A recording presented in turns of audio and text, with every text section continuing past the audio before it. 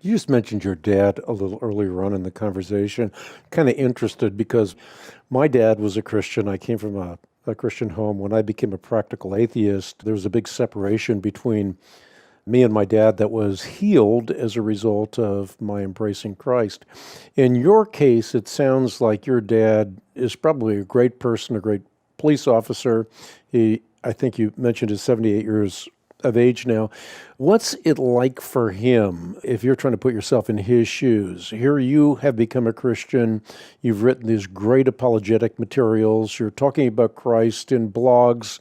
You're writing pieces for Fox. And what's it like for him? Has he got any interest in it, or is he pretty much resigned to the idea that I'm a good person, I've done a lot of good stuff during my life, I really don't need this God that you're writing books about? Boy, that's a big question, and all of us probably have somebody on our mind right now that we think if there's one person I'd like to reach, it would be that person. Well, that's my dad. For me, this is probably one of my best friends, if not my very best friend on planet Earth. So what do I do about it? It's not as though I haven't made the case repeatedly. I have. It's not as though I didn't write a book to him. I wrote one of my books. I wrote just to him.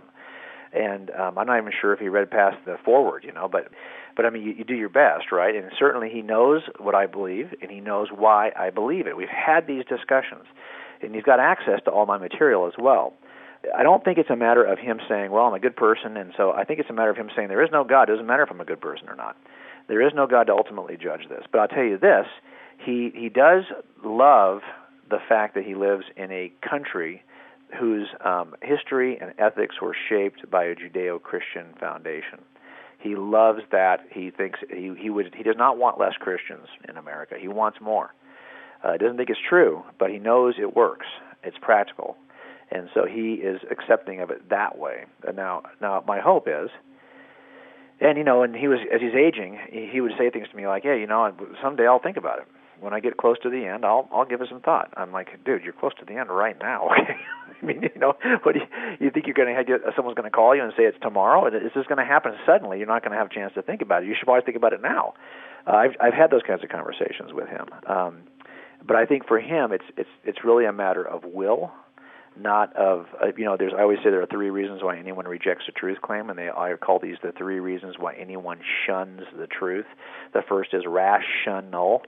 The second is emotional, and the third is volitional. And I think he's in a position of volition that he doesn't want to bend his knee to this.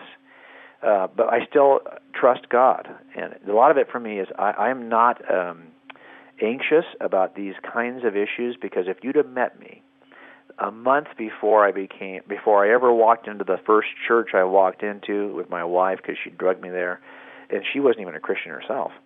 But if you would have known me that month before, and the people who did know me, they would say, Jim Wallace, there's no way that guy is ever going to be a Christian.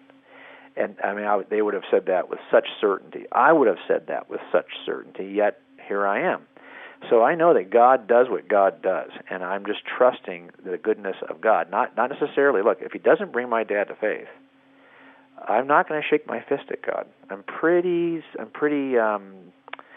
think the cop in me is pretty even emotionally about these kinds of things.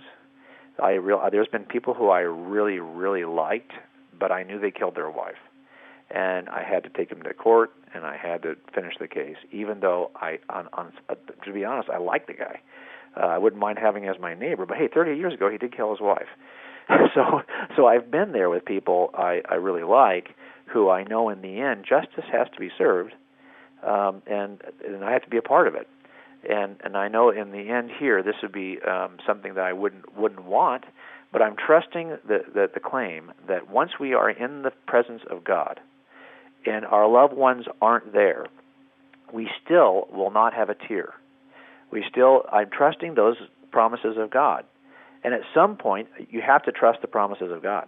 You cannot try to rationalize everything. At some point, you say, okay, this is a system is true. Jesus rose from the dead. I have a tendency to believe people who rise from the dead. I believe the New Testament. I believe what's written in Scripture. I believe the promises of God. And so when it comes to this, I'm going to have to trust God for it. And even if he doesn't bring my dad into the kingdom, I know that there's some greater purpose that is served by him not doing so.